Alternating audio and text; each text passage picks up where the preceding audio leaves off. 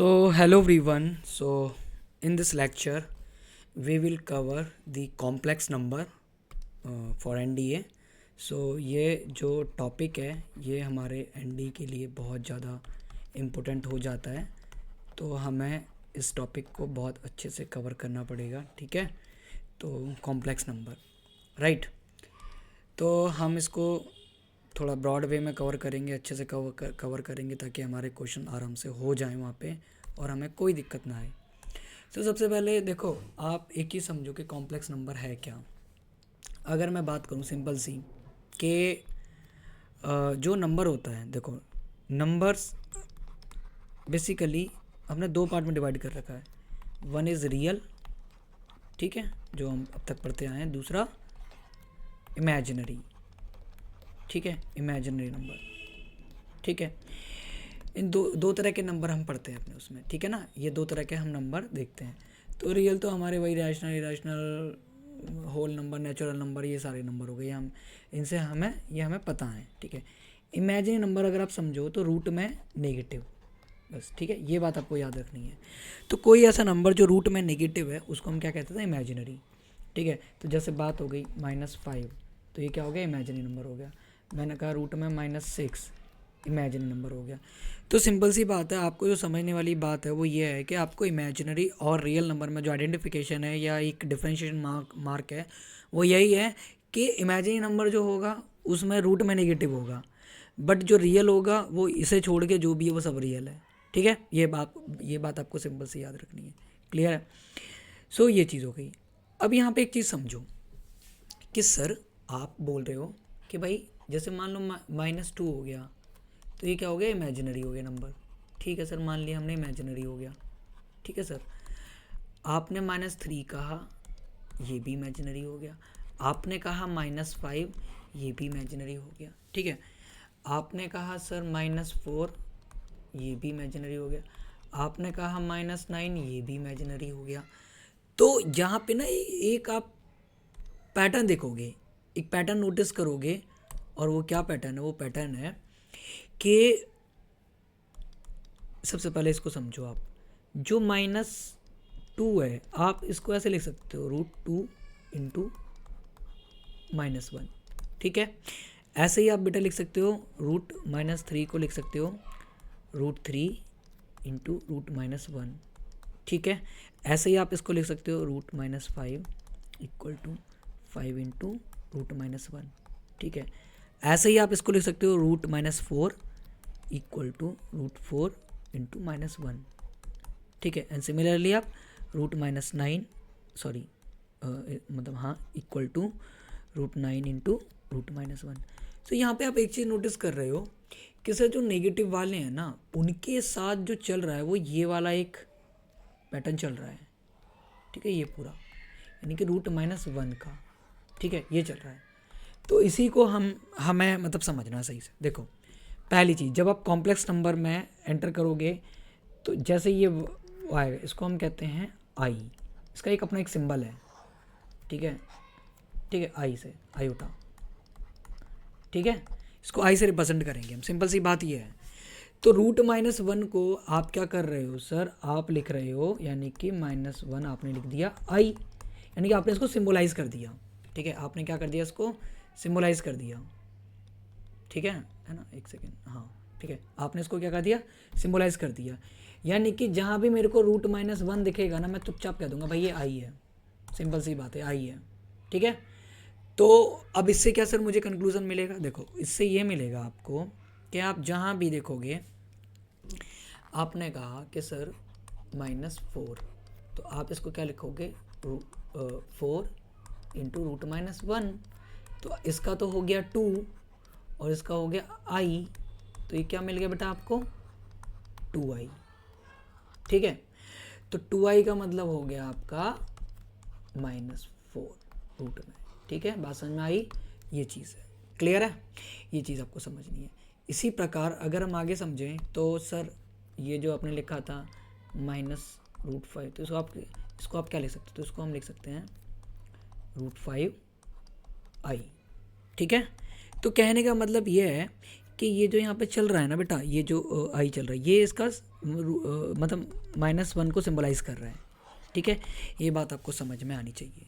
Clear है? ठीक है, तो ये चीज़ है। अब आगे समझो, ये बात समझ में आ गई। सर ये जो आप कह रहे हो आई बराबर रूट में -1 बोल रहे हो, ठीक है सर। इसी प्रकार आई स्क्वायर कितना हो जाएगा बेटा? -1 हो जाएगा सर। ठीक है सर, आई क्यूब कितना हो जाएगा? सर आई क्यूब हो जाएगा मतलब आप इसको करोगे आई सेकेंड मल्टीप्लाई तो -i हो जाएगा सर। ठीक है सर। सर अगर i की पावर 4 करेंगे तो कितना होगा? सर ये 1 हो गया। तो यहाँ पे ना आप एक चीज़ देखो, एक चीज़ क्या देखो, वो आप ये देखो कि सर ये जो आप देख रहे हो, ठीक है, ये आप देख रहे हो और ये आप देख रहे हो और ये आप देख रहे हो, ठीक है, ये आप देख रहे हो। तो कहने का मतलब ये हो गया कि ये मतलब एक 4 की साइकिल है। क्या है? Cycle of 4।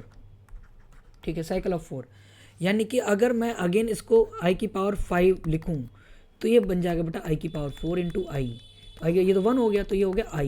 देन i की पावर 6 लिखता हूँ तो बेटा ये बन गया i की पावर 4 इंटू आई स्क्वायर। ठीक है, तो बेटा ये अगेन 1 हो गया तो आई स्क्वायर। तो एक साइकिल रिपीट हो रही है, एक साइकिल रिपीट हो रही है। बात समझ में आ रही है? तो ये साइकिल किस तरह की है वो देखें हम। तो देखो एक सेकेंड,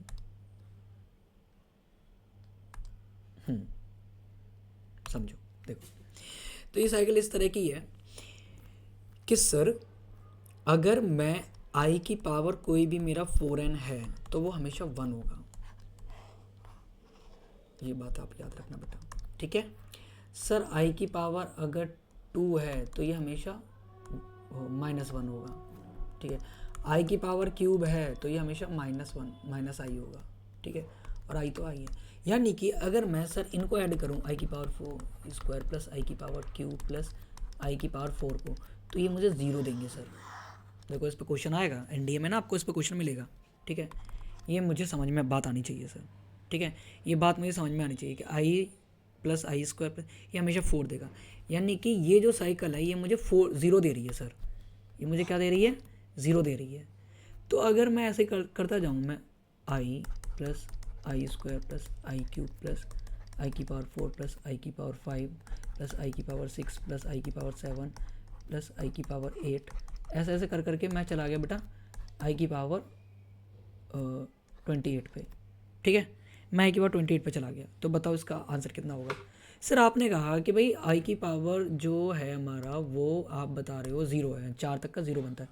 तो सर इसमें कितनी बनेगी? 4, एक ये बन गई, एक ये बन गई, है ना, एक ऐसे आगे जा रहा है 28 तक जा रही है। यानी कि यहाँ पे हमारी 7 साइकिल बनेंगी। ठीक है, तो सबका आंसर क्या है? इसका 0, इसका 0, इसका 0, यानी कि सब 0। ठीक है, सब 0 हो गया। नहीं ये बात समझ में?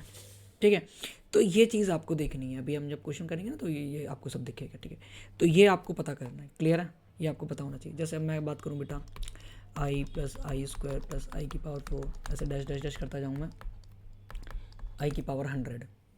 ठीक है, आई की पावर 100, तो अगेन यहाँ 25 साइकिल बनेंगी, तो यानी कि ये हो गया अगेन 0। ठीक है, ये बात आपको याद रखनी है सही से। ठीक है, ये क्वेश्चन है। ओके सर, अब आते हैं हम आगे। सर ये जो आप कह रहे हो कि ठीक है, देखो अब कभी कभी आपको दे देगा आई की पावर 342, इसकी वैल्यू बताओ। तो सबसे पहले क्या करो, आपको पता 4 की साइकिल है तो आप रिमाइंडर निकालोगे। तो 342 तो 4 से डिवाइड करोगे, 4 से 4 8 32, ये कितना आ गया? 2, 4 5 20, 2 आ गया, तो रिमाइंडर 2 आ गया। तो आप इसको क्या लिख दोगे? 2, तो ये होता -1। तो आंसर इसका ये होगा। ठीक है, इस तरीके से करोगे। आई बात समझ में? ये तरीका रहेगा आपके करने का। ठीक है, ये तरीका रहेगा आपके टोटल करने का। तो इस तरीके से आपको आई के क्वेश्चन सॉल्व करने हैं।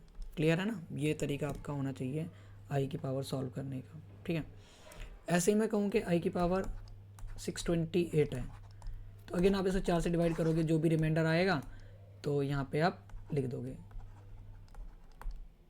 रिमाइंडर। ठीक है, वही मतलब आंसर होगा, ये वो आंसर होगा। ठीक है, ये बात आपको याद रखनी। क्लियर है? ठीक है सर, आगे अगर हम बात करें कि सर अगर मान लो कि मेरे को ना दे दिए 1/i, तो देखो इसको क्या सॉल्व करोगे बेटा, 1 को आप तो i की पावर 4 है, इसको i लिखा तो ये कट गया, यहाँ पे कितना आ गया आई क्यूब आ गया सर, आई क्यूब माइनस आई, ठीक है। इस तरह से क्वेश्चन बनेंगे, बात आ रही समझ में।